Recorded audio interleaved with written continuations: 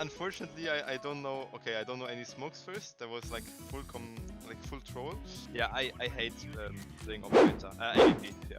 Today we're coaching a player that switched from Valorant to CSGO with all the recent hype around Counter-Strike 2. Even though the games are quite similar, there are still big fundamental difference that makes the game unsimilar. So today, you will see how a Valorant immortal player will be playing in CSGO. Grab your pen and paper and enjoy. So let's see.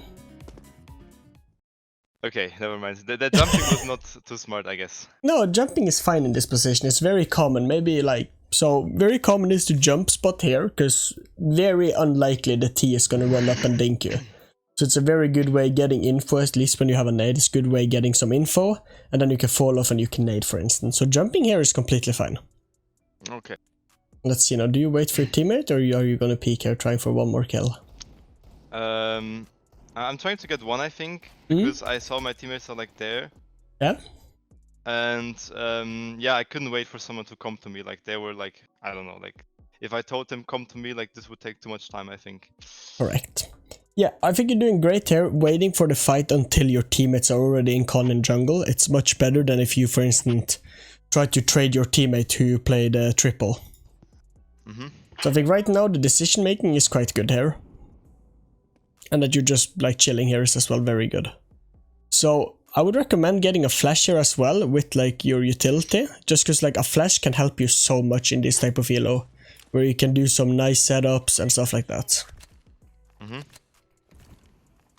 A little early smoke. And we can even see, does this smoke even like hit properly? Oh fuck, I have to start the match.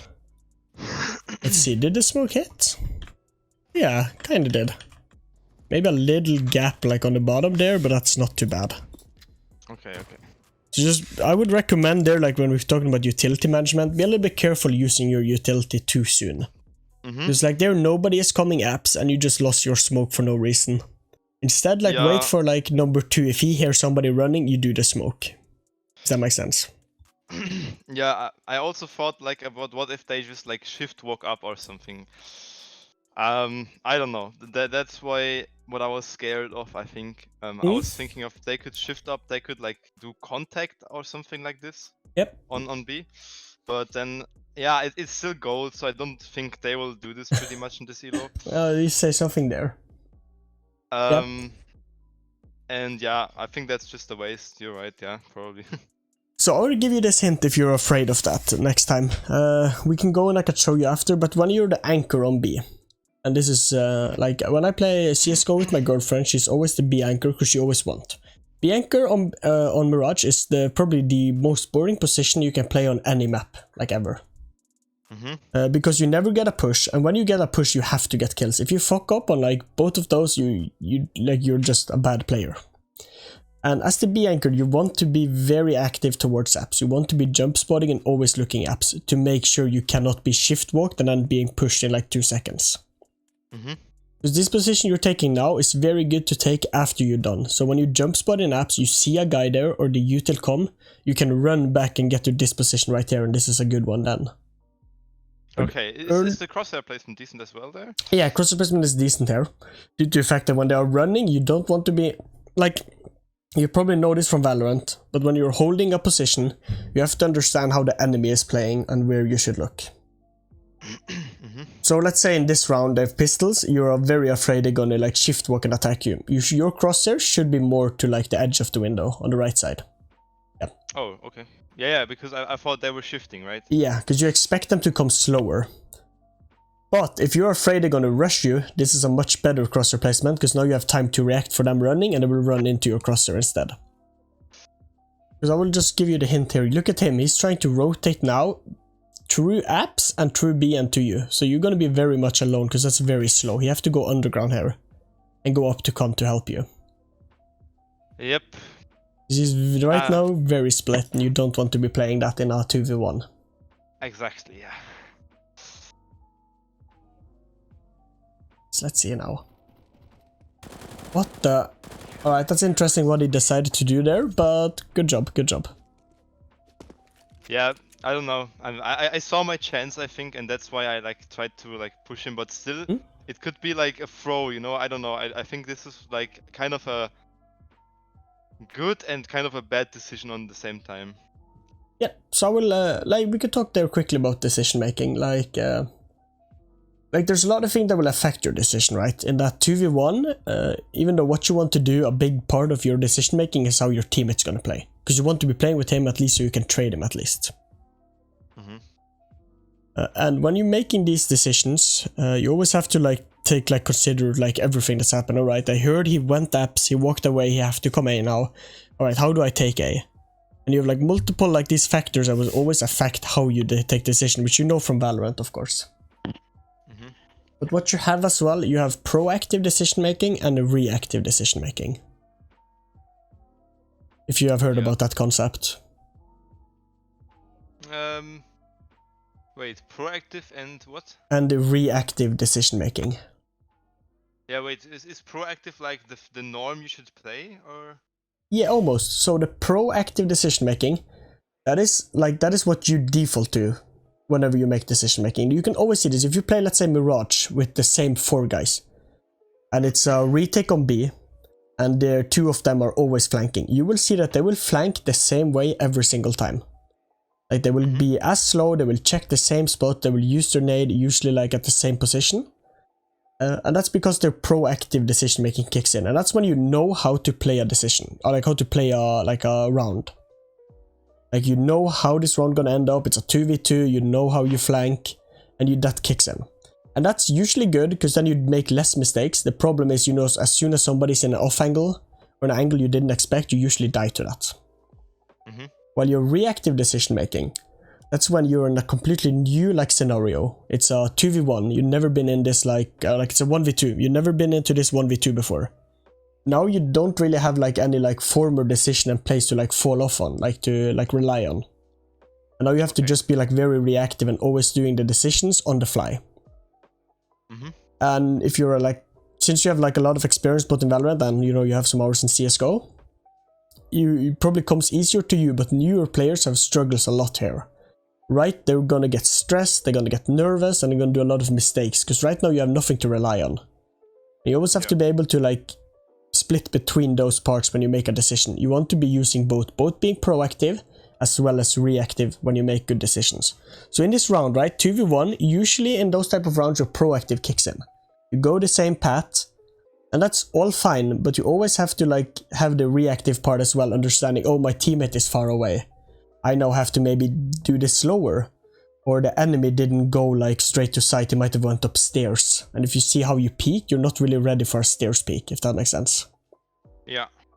So it's just like you have to like be able to shift between those, but again, you did a good decision there and you win the round for that. Yeah, I can see what you mean, because I see you're like doing these like long range fights with the CC, peeking it, which is very tough to win with the CC. Oh, 2 bullets. That's tough, that's very lucky. We were talking about like, you know, the guns you use and how to use them. It's always important to understand, you know, what the strengths and weaknesses are of the guns. Right, like if you play an SMG, you want to be playing close corners because SMGs are awful long range. And the CC as well, as soon as he misses the shot there, if I'm you there, I'm pushing him. I'm pushing the upper, trying to get closer to him. The CC is so strong close range, but very bad already at ranges like that because it has such a crazy recoil. How do you retake? You go to... Oh! You got hard baited by your teammate. That is an insane bait by him. Yeah. Yeah, you guys lost sight very early, and I think if we can go a little bit back, I think... Like, look how you care about CT in this type of rounds. I'm gonna just skip to it. Let me... I think my mate should have hold this angle way more active than like this he did. Like there was so like sub-active, or how do you call it? Not active angle holding. Yeah, he was not active holding it, and you guys already lost A right away. This is, in my eyes, it's a save. It's a save just right away, you just save. But look how little you... Look here. They have had sight for so long and you don't even look at CT here. Uh-huh. Right, and that's, you know, that's right back to like the proactive decision making, right? In your head, it's normal. You're gonna go into like through the murder hole, go in there and, you know, get the opening. And you don't, you know, put in the reactive thought of, oh, but they already got in sight. Like, what if they already pushed CT and taking control of it? And you get insane timing as soon as you turn, I think. We can't go back, but I think this other guy, you'll probably find him here. Like, yeah, as soon as you jumped, he's here. If you rotated, what do we say, like 2 seconds earlier, later, he's killing you here. So be a little bit careful there next time. Just be more aware, I guess. Be more aware. And then, of course, your teammate should be holding that more, like, active.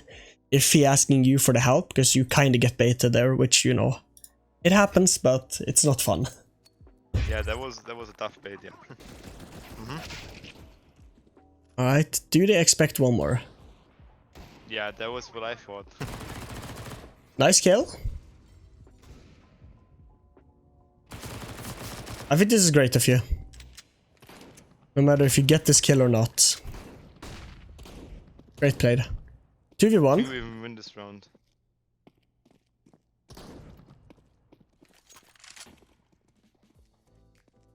Crazy your teammate isn't switching guns. Oh. He takes the shotgun, that's crazy. I think that's well done of you, man. Because your position there is very hidden, because both of your teammates die, so you can hide. And that's always good, because now the enemy will be like, oh, we just killed 2 under, what's the chance of another one? Usually people check. But after you get the first kill, you then right after that, you swing out and you check Tetris. Because if you get the first kill and you just hide, you're a dead target right away. Because alright, now they know there's a third guy there, they just killed 3 of your teammates, it's 2v4 or 2v3. Of course you're gonna have 2 guys swinging you. So you want to just like push out there, try to make something work. I think you played it perfectly right there. Perfect, perfect.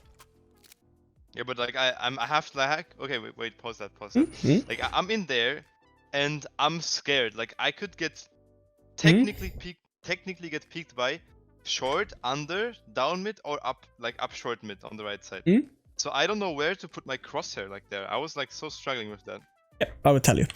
First of all, before you even like place your crosshair, you just have to pick a position. In this type of round, you just have to pick a position where you're like, here I'm gonna play, and then, because as you know, probably from Valorant, when you pick a position, you don't want to be a position like this one right here. If you just stopped here and said, I'm gonna hold from here, this is a bad position, right? If somebody's on B, they can peek you from short, they can peek you from the other side of cat, from under, from right side of mid, right? You want to be in a position where you can't be peeked. And in con, it's very tough finding a good position unless you have a teammate, and your teammate is holding the right side. So you should, in the focus, like go in the corner, like the right corner here, and only hold under. Your teammate will have the other guys if they peek you. But when you can't find a position, the crosshair placement gets so like, you're like out of the blue, you're so unsure where to look. Because you have to look right now, you have to look at least 3 positions all the time, trying to get the right idea where they can come from. And yeah, and this position now, that isn't too good, because your teammate is already holding it. Yeah. So if he comes from the left side, you are the one that have to flick and your teammate have to trade. But it looks like he's gonna come from the right side, and the position could of course work then. But just be a little bit careful there. Yeah, as well as there, you like when you took that position, you had your back turned to Palace. And even though you have one more on site, he's 1 HP and just hiding. So if there's a guy Palace there, he gets you there. So just be a little bit aware. It's all about like positional awareness there. Yeah. Because this is a great position. But still, I don't know like my exact role, like what to play in CS at all. But in this round, I think I remember my teammates were calling, go A or some shit. So I was like, okay, I go A now. But I was still a little aware of that. There could be a guy like lurking in apartments, because I was watching this all the time. Yep. Like every round, and I'm still like scared of that, because I do it as well. I like to lurk on apartments on B and on Mirage. I see. Side. Yep, it's very tough when you don't have like, always tell the people that you really want to improve. Always tell them that like you should always like get a role as soon as you can. Like pick 2 roles, at least on T side, because it helps you so much improving. Because if you're gonna be a Opera, an IGL, an Entrofragger, a Lurker, a support player, right? You have 5 roles. You have to sit and learn 5 roles instead of just learning 2. gonna like cut down the time by 2.5 times, right? Yeah. So it's very important to trying to find the rolls as fast as you can when you're getting into it, and it can take some time, right? If you hate AWPing, it's easy to get it away. But yeah, it can take some time finding rolls, but just be careful there when you are the lurker of the round. Like, I think what happened there, I'm gonna see it from like the T side, what happened there is that one died in Palace, and then the other guy wanted to run out, so he decided to leave the bomb there, so somebody else could pick it up, so he could try to run out, because if he loses the bomb on A side, the round is lost, right? Yeah. And then they all died, and now it's only 2 guys in mid who now have to take A side, take Palace, and take A side again. So it's yeah, here, look here, look how you guys are holding this. This is a 2v2, and look at that, both of you are looking here. If they boost one silent to window, your teammate is dead, and you now have to do a 1v2. So be a little bit aware there of like how you're peeking. I'm gonna show you after we're gonna get into like a private match. I'm gonna show you how to like better hold and do some of these like positions. Good. Okay. Interesting smoke. Your teammate is. This is great. You're still holding. I would have. Oh no! Is that? Is the timing gonna hurt you here? No. All right, you get it back. All right, good job. Good fucking job. Unfortunately, I don't know. Okay, I don't know any smokes first. There was like full troll. And Tech 9. I don't like to play. I think you see how I whiff a lot with this gun this round. I wanted to try it out, you know. Yeah, Tech 9 is a great fucking gun, but I wouldn't recommend it for pistol rounds. I would rather recommend P250s. Tech 9 is very good if you just want to jump around and shoot, and it's usually very good versus like full buys. Okay. Well, let's see how you guys are taking it. That's your smoke. A little unfortunate, happens. Yeah, here. Here you want to be faster out with your teammates. Just look now, you guys have been out for a while and you have no A site because everybody went Tetris. Yeah. And Tetris is good if one guy, maybe 2 goes there, but then the rest have to go to site. And that's a problem when you don't know the smokes, because you don't have the jungle smoke, which makes it very dangerous trying to cross to site. I can of course... And when you have the smoke, you kind of have to at least like try to get like a jungle smoke happening. But again, at this level, you know, at this like gold, it's very uncommon for people to know most of the smokes. Okay. Well, I will show you a jungle smoke. I can show you the ones, and you can... I think there I told my teammates someone which city so I can plant bomb. Yep. But no one did, so I planted somewhere else. Yeah, but this is a great plant. Great fucking plant. Still is a good round. You guys recover it very well, so it's no problems there. And one-ways are awful. I can't wait for CS2 to remove them.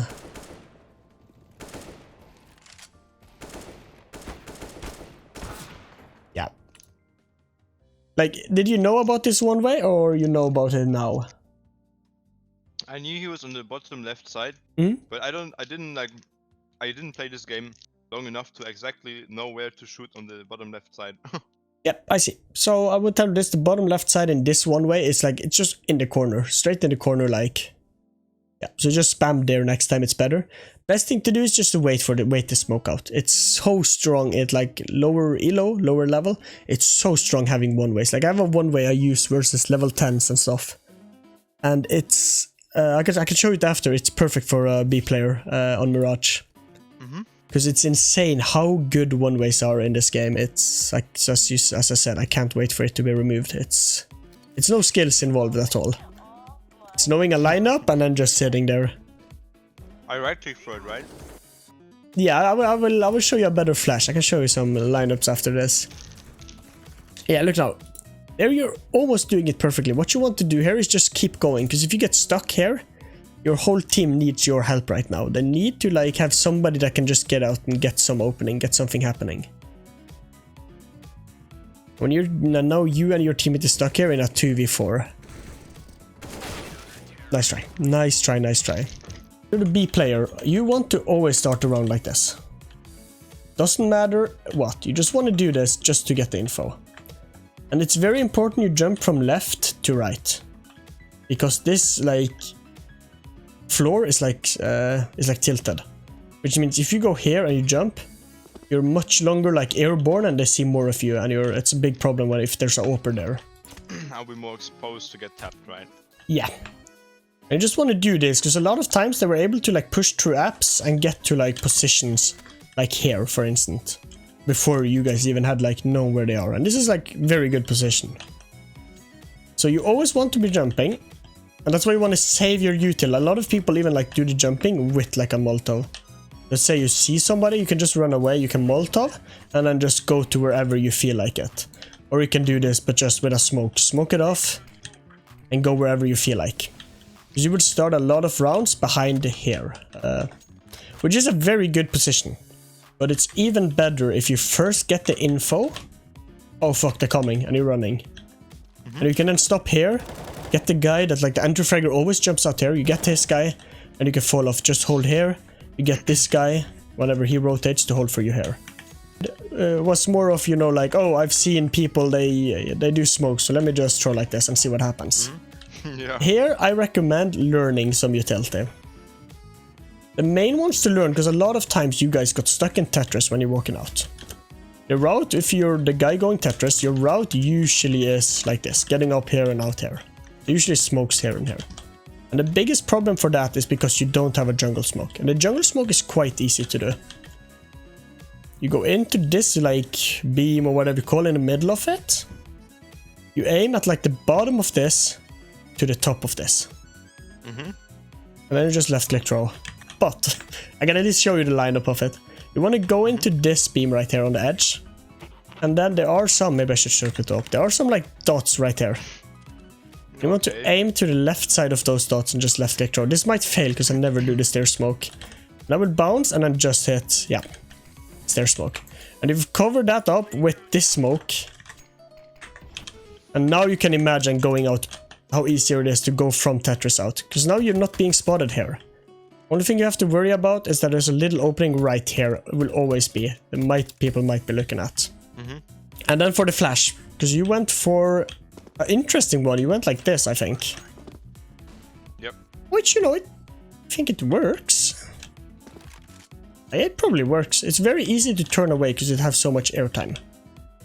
A better flash to do is to go into the door and just aim at the top and left click throw. It hits this side. Doesn't have as much airtime because it's so close, it's so hard to see. And it hits like everything but this, of course. Like it hits everything up until here. And if you're going out, this should be smoked already. Basically all side players will get flashed.